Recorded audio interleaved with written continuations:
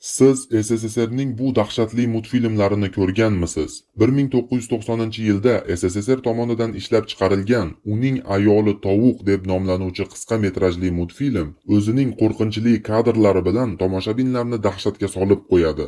Multfilmda odam shaklidagi tovuq ayol kallasi erkakniki bo'lgan lichinkani uy hayvoni sifatida boqadi. Jirkanch va qo'rqinchli qilib tasvirlangan personajlar multfilmni ko'rib bo'lganingizdan keyin ham miyangizga o'rnashib qoladi. Ruslarning bundan ham dahshatli multfilmi esa Patets deb nomlanadi. Patets multfilmida 3 ta kichkina bolachalar o'layotgan otasidan Patets so'zining ma'nosini bilishga harakat qiladi. Multfilmning psixologik qo'rqinchli atmosferasi nafaqat yosh bolalarni, balki kattalarni ham dahshatga soladi. Multfilm yakunida ma'lum bo'lishicha, Patets bu marhumning peshonasidan chiqadigan sovuq teri ekan. Siz SSSRning yana qaysi dahshatli multfilmlarini ko'rgansiz? Bu haqida kommentlar